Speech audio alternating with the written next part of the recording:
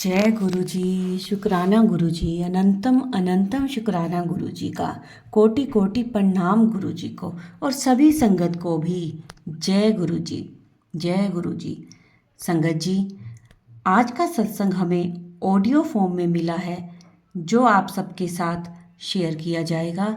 संगत जी, सत्संग शुरू करने से पहले मैं एक बारी मंत्र जाप करूंगी। ओम नमः शिवाय, शिव जी सदा सहाय। ओम नमः शिवाय, गुरु जी सदा सहाय। ओम नमः शिवाय, शिव जी सदा सहाय। ओम नमः शिवाय, गुरु जी सदा सहाय। जय गुरु जी, शुक्राना गुरु जी। संगत जी, अगर आप भी अपना कोई सत्संग हमारे चैनल के साथ शेयर करना चाहते हैं तो आप हमें अपना सत्संग एक शांत वातावरण में बना के ऑडियो मैसेज या फिर लिख कर हमारे व्हाट्सएप नंबर पर आप हमें भेज सकते हैं, जिसे हम अपने चैनल के माध्यम से सारी संगत के साथ शेयर करेंगे। जय गुरु जी, शुक्राना गुरु जी।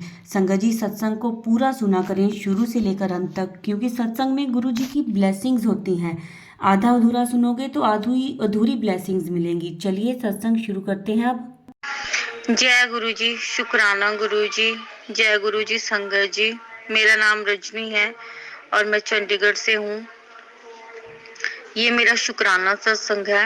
हम सत्संग करते हैं क्योंकि सत्संग करने से सत्संग करने वाले का भला होता है और सत्संग सुनने वाले का भी भला होता है और इसमें गुरु पिता का आशीर्वाद होता है। तो सत्संग शुरू करने से पहले गुरु पिता के चरणों में दंडवत प्रणाम। तो सत्संग जो है, सत्संग में गुरु पिता जी की ब्लेसिंग्स होती हैं और ब्लेसिंग मीन्स आशीर्वाद। और आशीर्वाद का मतलब ये नहीं है कि उसमें सब अच्छा ही हुआ हो, उसमें कुछ चीजें ऐसी भी हुई होती हैं जो गुरु पिता जी हमें सिखाते हैं। तो जैसे हम बताते हैं कि हमारे कर्म कट रहे हैं, परीक्षा चल रही है, तो इसमें बहुत सारी बातें ऐसे भी हो रही हैं जिनसे हमें बहुत कुछ सीखने को मिल रहा है और वो भी गुरु पिताजी का आशीर्वाद ही है। तो उसमें सबसे बड़ी बात यह है कि जैसे मैंने शेयर किया था कि 7 जुलाई को आज से 3 साल पहले गुरु पिताजी के जन्मदिन पर ही गई थी मैं, या मुझे बुलाया था गुरु पिताजी ने। तो उसके बाद आज तक कोई भी सत्संग नहीं जा पाई हूँ, किसी भी सत्संग पर नहीं, ना ही डुगरी मंदिर और ना ही बड़े मंदिर। गुरु जी पिताजी बोलते हैं कि मेरे बुलावे के बगैर कोई नहीं आ सकता। और दूसरा, गुरु पिताजी बोलते हैं कि तुझे जो तेरा है वो तेरे कोल खुद चल के आएगा। और साथ में ये भी बोलते हैं कि बड़े मंदिर आ जा। अब बड़े मंदिर जाने की तैयारी है। गुरु पिताजी अरदास स्वीकार करें बड़े मंदिर जाने का। जो आप प्लान बना रहे हो तो बड़े मंदिर अब बुला लीजिए। वो हमारा मायका है, आप हमारे पिता हो, हमें बुला लीजिए अपने पास। और मेरे पास तो आप हो ही हो, पर मायके में भी बुला लीजिए।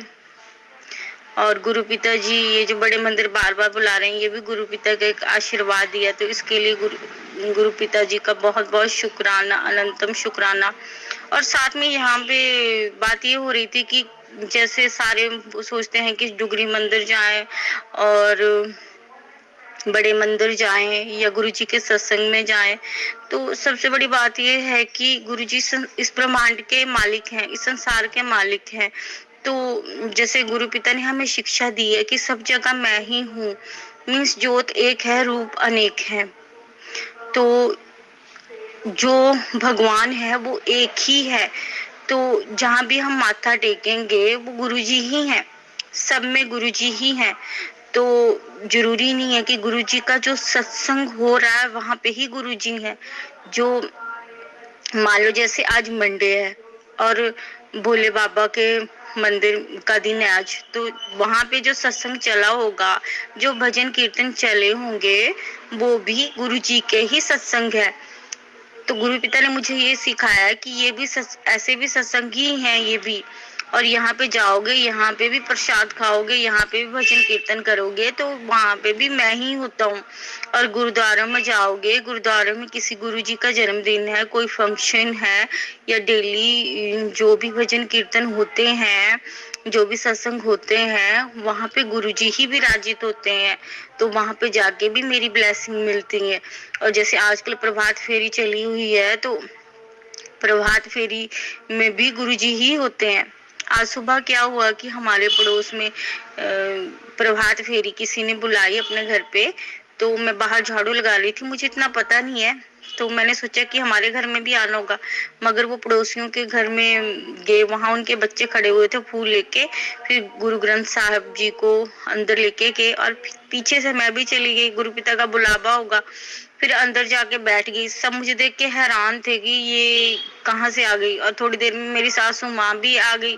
सासू माँ को बुलाया होगा, सारे माँ सासू माँ को बुलाते हैं, हमें कम ही बोलते हैं मेरे हस्बैंड की वजह से, क्योंकि वो जाना पसंद नहीं करते, तो सासू माँ को बोलते हैं। तो मैं भी पहुंच गई वहां पे। बोलते हैं ना, भगवान का बुलावा हो तो वहां पहुंच जाते हैं। फिर वहां पे गुरु रविदास जी का स्वरूप रखा हुआ था, और वहां पे फिर बड़े मतलब सत्संग हुआ जैसा होता है प्रभात फेरी में। तो थोड़ी देर बाद मेरी सासू माँ भी आई, वो बैठ गई अंदर। तो सब हैरान थे, ये कहाँ से आ गई। और मुझे खुद हैरानी हो रही थी कि कैसे क्या हो जाता है, गुरु पिताजी की मर्जी से हमारी लाइफ में सब कुछ होता है। फिर क्या हुआ, थोड़ी देर में ना लाइट जो अपने आप डिम होने लग पड़ी, और बिल्कुल डिम हुई। सब देख रहे थे कि क्या हो रहा है लाइट को। लाइट कभी ज्यादा हो जाए, कभी कम हो जाए, कभी ज्यादा कभी कम, कभी ज्यादा कभी कम। मुझे तो पता लग गया कि गुरु पिताजी ये सब कुछ कर रहे हैं, और लोग देख रहे थे। तो गुरु पिताजी ने मुझे एहसास दिलाया कि यहाँ पे भी मैं ही हूँ। तो हमें अपने मन से ये भ्रम निकाल देना चाहिए कि हम सत्संग, गुरु पिता का सत्संग ऐसे अटेंड नहीं कर पा रहे, तो कहीं मंदिर में लगाया, गुरुद्वारे में लगाया, तो वो जो भजन कीर्तन सत्संग चला होता है, वहां पे भी गुरु पिता ही होते हैं। तो वहां पे भी हमें जाना चाहिए, सच्चे मन से बैठो, वहां पे भजन कीर्तन करो, वहां पे चाय प्रसाद, जल प्रसाद जो भी होता है, वो भी गुरु पिता का आशीर्वाद ही होता है। यही मैंने सीखा है, और यही गुरु पिता ने मुझे सिखाया। और इन 3 सालों में मैं किसी भी सत्संग में और किसी भी गुरु पिता के मंदिर में नहीं जा पाई हूँ अभी तक, मगर हर जगह गुरु पिता ही है। और सबसे बड़ी बात, हर इंसान के अंदर भी भगवान है, हर पशु पक्षी के अंदर भी भगवान है, हर चीज के अंदर भी भगवान है, क्योंकि ये सारा सृष्टि जो है भगवान ने ही बनाई है, तो सबके अंदर भगवान है। तो इसीलिए तो गुरु पिता कहते हैं कि किसी को पलट के जवाब मत दो। कोई तुम्हें बुरा बोल रहा है ना, तो पलट के जवाब मत दो, क्योंकि उसके अंदर भी ईश्वर भगवान ही है। और खासकर जैसे हमारे कर्म कट रहे हैं, तो हमारी लाइफ में जो कुछ भी हो रहा है वो गुरु पिता की मर्जी से ही हो रहा है। अगर हमें कोई प्रॉब्लम है, जैसे मनी प्रॉब्लम है, या हमारे हस्बैंड अच्छा व्यवहार नहीं कर रहे हैं, या हमारी फैमिली प्रॉब्लम है, कोई भी प्रॉब्लम है, तो गुरु पिता जी ने मतलब जो हमारे बड़े बड़े कर्मास हैं उनको छोटा करके हमारे कर्मास को कटाने के लिए वो सोल्यूशन ढूंढ रहे हैं, तरीके ढूंढ रहे हैं छोटे छोटे, जिनसे वो कटवा रहे हैं। मगर हमें उनसे भी प्रॉब्लम हो जाती है, और हम उनको भी नहीं सहन कर पाते हैं। जो 10% कर्मास हैं वो भी हमारे लिए काटना बहुत ही ज्यादा औखे हैं, औखे क्या, इम्पॉसिबल है। तो उसमें भी जैसे कई बार हम बहुत ज्यादा बेचैन हो जाते हैं, तो गुरु पिताजी अपनी प्रेजेंट है, मैं अपने मतलब हाजिरी जो है वो दिखाते हैं कि मैं हूँ। जैसे आज कोई प्रॉब्लम थी, तो गुरु पिताजी ने मुझे व्हाइट कबूतर के रूप में दर्शन दिए, और वो कबूतर जो था वो सामने बैठ गया, और मैं छत के ऊपर बैठी थी, और उसने 3 राउंड मेरे ही सर के ऊपर से लगाए। भगवान किसी भी रूप में आ सकता है, मगर भगवान भी एक तरह से पर्दा रखता है, ऐसा नहीं कि सबके सामने डायरेक्ट आ जाएगा। तो वो कबूतर दूर जाके फिर वापस आ रहा था, फिर मेरे ऊपर से राउंड लगा रहा था, और मेरे सामने उतनी देर बैठा रहा जितनी देर मैं अपने छत के ऊपर बैठी रही। और 2 कबूतर दूसरे कलर के मेरे सामने बैठ गया, जोड़ा। और मुझे जोड़े जोड़े दिखते हैं, जोड़े जोड़े, जैसे मैंने बताया था कि गुरु पिताजी ने हमारी जोड़ी, मेरे हस्बैंड की और मेरी जोड़ी ब्लेस की है। तो गुरु पिताजी मुझे दिखाते रहते हैं, बार बार जोड़ा ही दिखाते हैं, और बहुत सारे पक्षी साथ में जुड़ रहे होते हैं, वो भी एक ब्लेसिंग होती है गुरु पिताजी की। तो गुरु पिताजी जो हमारी लाइफ में कर रहे हैं ना, जो भी अच्छा हो रहा है बुरा हो रहा है, वो सब गुरु पिता की ब्लेसिंग ही है। तो हम ये सोचें कि अच्छा अच्छा ही होगा, तो ये तो बिल्कुल भी सही नहीं है, क्योंकि अच्छे के साथ बुरा भी होता है, और इसी तरह लाइफ चलती है। जहाँ सुख है वहीं दुख है। अगर सुख ही सुख रहेंगे तो भी जिंदगी का कोई मजा नहीं, और दुख ही दुख रहेंगे तो भी जिंदगी का कोई मजा नहीं। तो गुरु पिताजी दिए हुए हर दुख के लिए शुक्राना, और दिए हुए हर सुख के लिए शुक्राना। हमारी लाइफ जो है वो आप ही चला रहे हो, और हम कुछ भी नहीं कर रहे। जैसे आप बोलते हो कि तूने कुछ नहीं करना, पहले मैंने किया अब भी मैं ही करूंगा, मगर फिर भी हम अपना पेशेंस खो देते हैं। तो उसके लिए बहुत बहुत क्षमा प्रार्थी हैं गुरु पिताजी, और हम क्षमा ही मांग सकते हैं। हमारा सर आपके आगे हमेशा झुका है और हमेशा झुका ही रहेगा, क्योंकि हमारे कर्म ना ऐसे कभी थे कि हम सर उठा के आपसे बात कर सके, और ना ही कभी होंगे। और गुरु के सामने तो नतमस्तक होके ही रहना चाहिए, गुरु के चरणों में दंडवत होके ही रहना चाहिए। चाहे कितना भी अच्छा कर लो, सब गुरु पिता की मेहर है, और गुरु ही है जो हमारे बुरे और अच्छे कर्मास, बुरे कर्माओं को भी ढक देता है, और अच्छे कर्मास जो है वो देता है हमें। तो गुरु का एहसान तो चुकाने से भी नहीं चुक सकता है। और गुरु ही हमारी माता है, गुरु ही हमारे पिता है, गुरु ही हमें जीवन देता है, गुरु ही हमें इंसान, जानवर से इंसान बनाता है, गुरु ही हमें संस्कार देता है। तो परीक्षाओं से भी हमें बहुत कुछ क्या जीवन जीना सिखा रहे हैं गुरु जी की। जीवन जीना कैसे है, सब्र, विश्वास, और इसके साथ ढेरों ढेरों शिक्षाएं गुरु पिता ने हमें दी हैं, जिसके लिए गुरु पिता के हम बहुत आभारी हूँ। मैं बहुत आभारी हूँ, बहुत बहुत शुक्राना गुरु पिता जी, अनंतम शुक्राना आपका। आप हमारे जीवन में आए, और आप इतने बड़े भगवान होके हमारे लेवल पे आए, और हम जैसे छोटे छोटे कीड़े मकोड़ों को आपने इतने प्यार से सहाजा, इतने प्यार से अपनी हथेली पे रखा, और कितने प्यार से हमारा उद्धार करवा रहे हैं, हमारे कर्मों को कटवा रहे हैं। हमें इन चीजों की कोई भी नॉलेज नहीं होती कि कैसे कर्म करते हैं, कैसे क्या होता है। सब कुछ अपने आप करते जा रहे हो, सब कुछ होता जा रहा है, और इसके लिए गुरु पिता जी आपका बहुत बहुत शुक्राना। अब मैं गुरु पिता जी की ब्लेसिंग्स जो गुरु पिता ने दी हैं मुझे इन 3-4 दिनों में, वो बताऊंगी। तो सबसे पहले तो पार्क में गई थी, तो वहां बटरफ्लाईज दिखी मुझे, पहले 2, फिर तीसरी, फिर चौथी वाइट कलर की। वाइट शांति का कलर होता है, और जैसे पहले मुझे बटरफ्लाईज बहुत दिखती थी, और मुझे लगता था कि हर जगह बटरफ्लाई बटरफ्लाई ही हो गई है, और फिर उसके बाद दिखना बंद हो गई। तो बड़े दिन के बाद दिखी मुझे कल बटरफ्लाईज, और इसके लिए ये गुरु पिता की बहुत अच्छी ब्लेसिंग होती है। वैसे तो हर चीज ही गुरु पिता जी की अच्छी है, मगर इतने दिन के बाद बटरफ्लाईज दिखी, तो इसके लिए गुरु पिता जी आपका बहुत बहुत शुक्राना, बहुत बहुत शुक्राना, अनंतम शुक्राना। और एक बटरफ्लाई तो मेरे पास आके मुझे छू के भी गई, और मेरे मुंह से निकल गया माई एंजल, और एक आदमी खड़ा हुआ था, फिर वो बटरफ्लाई वहां नहीं रुकी, फिर चली गई वो सीधी, और मुझे पूरा विश्वास है वो गुरु पिता जी ही थे, और गुरु पिता जी को पता है कि मेरा भगत थोड़ा पागल है। तो गुरु पिता जी, फिर वो बटरफ्लाई रुकी नहीं, फिर सीधे चली ही गई। अब बताओ बटरफ्लाई ऐसे क्यों चली जाएगी सीधी, वो कहीं और डायरेक्शन में भी जा सकती है।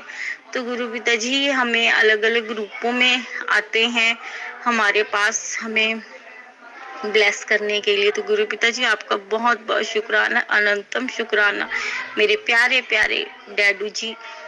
गुरु पिता जी, एक बात कहनी थी आपसे सत्संग के माध्यम से, कि मतलब जन्म देने वाले माता पिता भी आपने ही दिए हैं, और उनका ऋण तो हम कभी भी नहीं चुका सकते।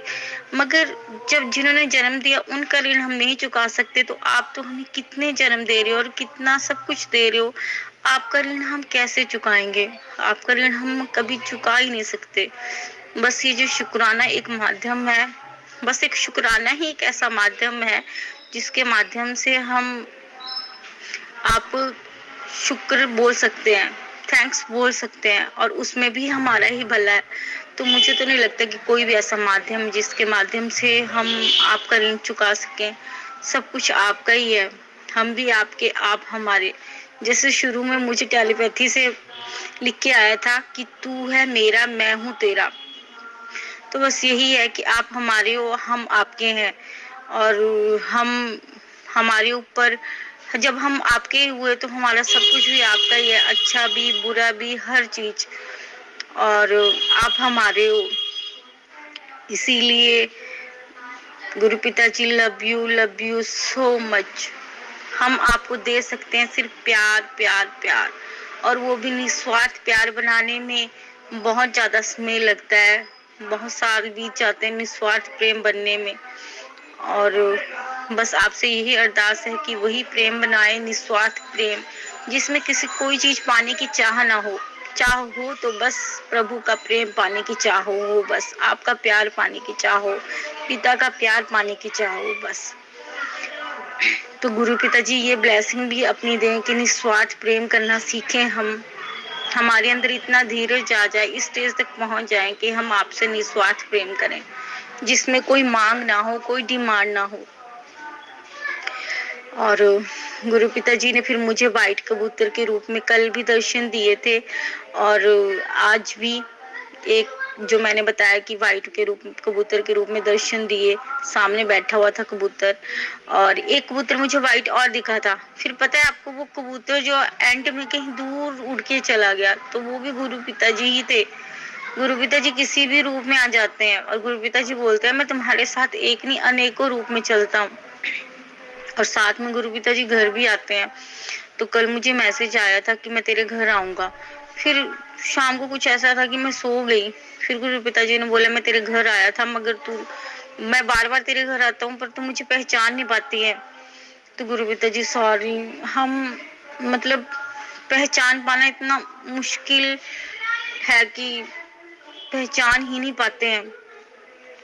आप तो सबके अंदर विराजित हो, आप किस रूप में आ जाओ कोई पता नहीं। तो ये बुद्धि भी आप ही देना कि आपको हम पहचान सकें। और मैं तो बोलती हूँ कि घर में कोई भी आए, कोई भी आए, बस उसको चाय पानी जरूर पिलाओ, क्योंकि हर इंसान के अंदर भगवान का वास है। गुरु पिताजी, हम तो आपके, हमें हमेशा अपने एक छोटे से सेवक के रूप में रखिएगा। भक्त बनना इतना आसान नहीं, भक्त बनने के लिए तो बहुत सारी तपस्या करनी पड़ती है, पर हमें एक छोटे से सेवक के रूप में हमेशा रखिएगा। और जो आपने रखा हुआ है, ये भी आपकी छोटे से सेवक की बहुत बड़ी ब्लेसिंग है, इसके लिए आपका बहुत बहुत शुक्राना, अनंतम शुक्राना। और गुरु पिताजी ने जो सेवा सवेरे की दी थी, उससे क्या हो रहा था कि मैं थक जा रही थी और फिर घर का काम नहीं हो रहा था। तो गुरु पिताजी ने मुझे कई बार बोला कि पहले घर की सेवा करो, घर का काम करो, अगर घर का काम नहीं करोगे और मंदिरों में जाओगे तो हम आपकी सेवा स्वीकार नहीं करेंगे। तो फिर वही हुआ, फिर वो सेवा अब सवेरे की चली गई, पर गुरु पिताजी बहुत बहुत प्यार करते हैं। दोपहर के समय में पार्क गई थी, तो अब ऑटोमेटिकली मंदिर गई, तो 12-1 बजे का टाइम था जब दोबारा से सेवा होती है, तो उसमें सेवा ही हो रही थी। और गुरु पिताजी ने फिर एक मौका और दिया कि तू दोपहर में आके कर लिया कर। और यहाँ पे भी एक प्रश्न है कि जरूरी नहीं है कि गुरु की हम, जैसे भोले बाबा की पिंडी है वहां पे ही सफाई करें, बाहर भी अगर हमें सीढ़ियों पे भी झाड़ू लगाने के लिए मिले तो वो भी गुरु पिता की ही सेवा है। तो सेवा को कभी भी कम, ज्यादा, तुच्छ या उच्च नहीं समझना चाहिए। सेवा सेवा ही होती है, जिस तरह की सेवा मिले वो खुश होके करनी चाहिए, क्योंकि सारी सेवा गुरु पिता की है, घर की भी और बाहर की भी। और मुझे जैसे गृहस्थ की सेवा बख्शी गई है, तो उस करने में बहुत गड़बड़ हो जाती है, तो गुरु पिताजी उसके लिए बहुत बहुत माफी चाहेंगे। और आपके बहुत बहुत आभारी हैं कि आपने हमें अपनी संगत के रूप में चुना, और हमें अपनी सबसे लाडली धी के रूप में चुना, जो आपने मैसेज में बताया। वैसे तो सारी आपकी लाडली धी हैं, कोई भी कम नहीं है, किसी से कोई भेदभाव नहीं होना चाहिए। सारी संगत आपको बहुत प्यारी और बहुत प्यारी होनी भी चाहिए। सबसे आप बहुत प्यार करिए और सब आपसे बहुत प्यार करें। गुरु पिताजी, अंत में सत्संग के अंत में इतना ही कहना चाहूंगी कि आज सोमवार है और शुभ सोमवार सबको गुरु पिता जी आपको भी सोमवार की बहुत बहुत मुबारक हो। और हमें इस लायक बनाइए कि हम आपके शुक्राने ज़्यादा से ज़्यादा करें और आपके ज़्यादा से ज़्यादा आभार करें और हम शिकायतें कम करें और आपके चरणों में हमेशा नतमस्तक रहें।